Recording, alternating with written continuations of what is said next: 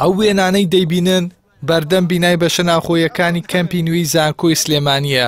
وەک دەیبینن دەیان کیسی پڕ لە خۆڵ و خاشاکی کەڵەکەکرا و فرێدراون. ئەوەش مەترسی بڵاوبوونەوەی پەتای وەرزی و نەخۆشی لای قوتابیان دروست کردووە.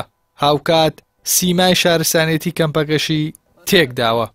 بەشێک لە قوتابیانی بەشەناوخۆیەکان بۆ پەیام لە سەرگرفتەکانیان دەڵێن ناخاوێنی بەشەناوخۆیەکان هەراسانی کردوون و کاریگەری خراپی لەسەر دەوامی ڕۆژانەیان دروست کردووە. زۆربەی بەشەناوخۆیەکان بە تایبەتی ڕاڕەوەکان و ئەوانە پیسوپۆخلێکی لە ڕادە بەدەرە ئەم شەو بەهاتوون جەماعەتی سەرپەرشتێری بەشەناوخۆی ئەوانە ئەڵێن خۆتان ڕاڕەوەکان پاکەن و بێجگە ژوورەکانی خۆتان باجیەکان جارە داوامیان نەکردو نازانم وەرنەگیرەوە داوامیان نەکردو نایەن داوام ناکەن لێ 6 زاری لێسەن هێ لێرە 25 تری لێسەن کاچیەشی بینیم خزمەتگوزاریەکان زۆر لاوازە هیچی زۆر پیسە بەڕاستی من ئەوەی کە بینیومە کۆمەڵێکی زۆر خاشاک و زبڵ لە بەردەم بێدەکانە کە دانراوە و هەنێک شوێنە تریش لە ناو ڕاڕەوەکانە زۆرە بینی. ئەو چاودێری تەندروستی زانکۆیە و ئەویش لە دۆخی ناخاوێنی بەشەناوخۆیەکان نیگەرانە و دەڵێت لە ڕێگەی وێنە و ڕاپۆرتەوە سەر و خۆیان لە پیسبوونی بەشەناوخۆیەکان ئاگادار کردووەتەوە.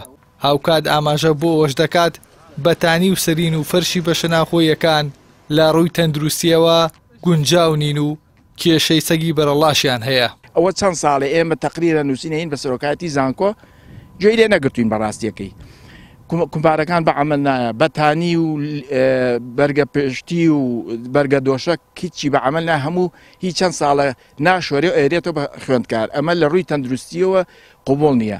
ئەم کەمپە یەک خەلەلیکەش هەیە سەگێکی بەرەڵای زۆر بڵاوبۆتە لەو کەمپە بۆ نمونە ئەم بەیانێ پەلاماری خوێندکارێکیانە هێنایانە بۆ خستخانەکەی ئێمەش هیچ علاجێکمان نەبووە ڕەوانەی هینمان کردووە خستخانەی جامیعەکەمان کردووە لەبەر ئەوە ئێستا لە ڕووی پاکوتەمیزیەوە تا ئەم دەقەیە تا ئەمڕۆ 29 مانگە لە ڕووی مەرجی تەندروستیەوە تەواو نییە.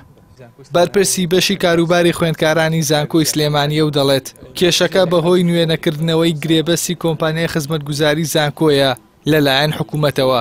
بەو پێی حکوومەت پارە بۆ کۆمپانیای خاوێنکردنەوە و چاکردنەوە خەرج ناکات و کۆمپانیاکەش کارەکانی لە زانکۆکەدا کەم کردووەتەوە. هەفتەی پێش و پێنجشەم لەگەڵ نووسنگەی بەڕێز کاکڕابەرا قسەم کردووە وعدیان داوە بەیانی سێشەم سیدە موافقانمان بۆ بکەن کە موافقانیان بۆ کردی ئەمە لە ماوەی 2 ڕۆژە ئیجراعاتەکەین و کۆمپانیا دەست بەکارە بێ و داواشمانەوەی لە خوێندکاران خۆشمان هاوکاریانەکەین و ئەوەی کە پەیوەندی بە پاک و تەمیزی هەیە و سەلامەتی و تەندروستی هەیە لایەن وەکو کسک و علاگە و نازام شتانە هەمومان دابش کردو بە سەریانە ئێمە هاوکارین خوێندکارانش هاوکارمانن تەحموڵمان بکەن هەفتەی ئینشەڵا موافقەتی وەزارەتی دارایی دێ کۆمپانیای پاکەرە و چاکەرەوە دەست بەکارە بێ و وەکو جاران پاک و تەمیزە بێتەوە. باوتەی قوتابیان بۆ مانەوەیان لە بەشی ناوخۆیی زانکۆدا حکوومەت بڕی 85,000 لێوەرگرتوون. سەرڕای ئەوەش بەشە ناوخۆیەکان بێ خزمەتگوزاری و کارمەندی خاوێنکەرەوەن. کەمپی نوێی زانکۆی سلێمانی لە 30 بینای بەشە ناوخۆیی پێک دێت و نزیکەی 10,000 قوتابی لەو بەشانەدا دەمێنێتەوە. ناخاوێنی و بێ خزمەتگوزاری شوێنی مانەوەی ئەو قوتابیانەش مەترسی توشبوونیان بە نەخۆشی و گرفتی تەندروستی زیاتر کردووە.